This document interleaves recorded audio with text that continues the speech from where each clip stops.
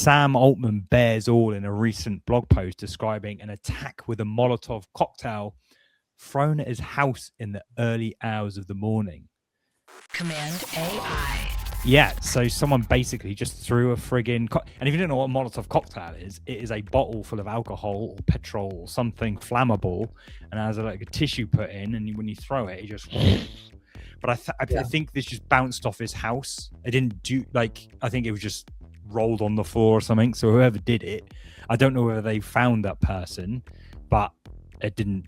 No one got hurt and all the rest of it. 3:45 in the morning. Thankfully, it bounced off the house and no one got hurt. Disliking somebody to this level, trying to go physically after them, that's just like. Yeah. I mean, I watched too much true crime to understand that there's just some messed up people in the world. Do you know what I mean? Like this, that they feel this is justified.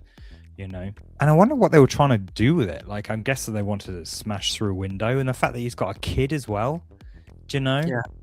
Like, mental. Saying all that, and I think this is more of a thing about me. I'm the scummy person here.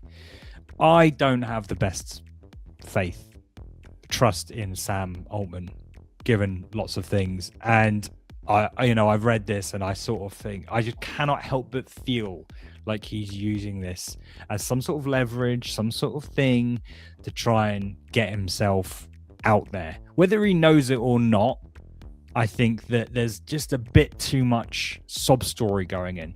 Working towards prosperity for everyone, empowering all the people, and advancing science and technology are moral obligations to me.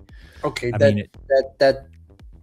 that's too much. It just feels a little bit forced. And then I was thinking about our upcoming trial with Elon, and just really pulling the sob story. And don't get me wrong, like, oh God, if someone threw a bomb at my place and I managed to basically walk out surviving, I'd probably, I'd come close to a near-death experience. I'd probably rethink and really ponder on a lot of things.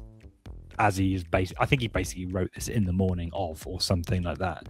Like, but it is interesting. I'm not proud of handling myself badly in conflict with our previous board that led to a huge mess for the company. That was something that happened last year. I'm sorry for the people that I hurt, and I wish I'd learned more faster. That doesn't really make much sense, but okay. And yeah, he's just pondering on life and all the rest of it. I am glad that he's okay. I don't want the lad to die, obviously.